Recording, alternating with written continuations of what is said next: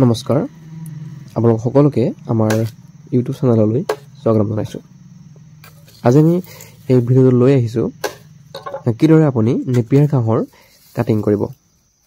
Napier ঘাঁহৰ পুলি প্ৰস্তুত কৰিবৰ বাবে আপুনি নেপিয়াৰৰ ঘাঁহনিৰ পৰা পুৰঠ পইনত ডালসমূহ আপুনি আনিব লাগিব আৰু এই ডালসমূহ এটা জোখত কাটিং কৰিব লাগিব।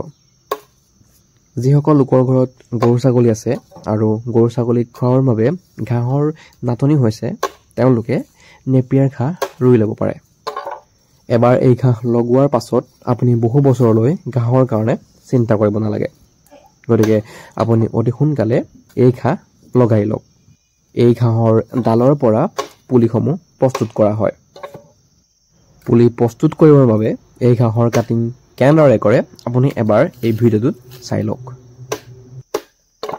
এইখিনি দেখা পাইছে, এইখিনি এই যে সৰু যে গাঁঠিটো দেখা পাইছে নিশ্চয়, ইয়াত দুটা গাঁঠি আছে, এটা এইটো আৰু এটা এইটো, আৰু এইটো পাৰে এটা ডাঙৰ জোপোহা আপুনি পাব পাৰিব, ঘাঁহৰ জোপোহা পাব পাৰিব।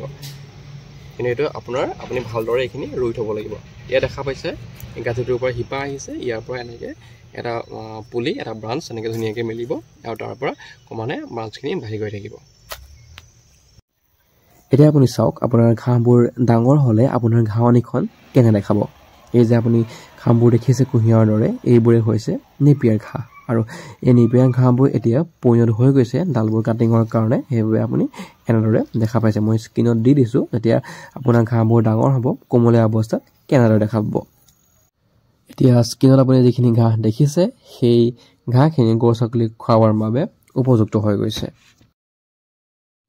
আৰু যদি আপুনি এনেকুৱা ধৰণৰ এখন ঘাঁহনি কৰিব বিচাৰিছে আৰু আপোনাক যদি নেপিয়াৰ ঘাঁহৰ কাটিং লাগে তেনেহ'লে আপুনি মোৰ ওচৰতো পাই যাব আৰু মোৰ ওচৰত বৰ্তমান 1000 পিচ কাটিং আছে। যদি আপোনাক লাগে তেনেহ'লে মোক হোৱাটছআপ কৰিব। হোৱাটছআপ নাম্বাৰ তলত ডিছক্ৰিপশ্যন বক্সত দিয়া থাকিব।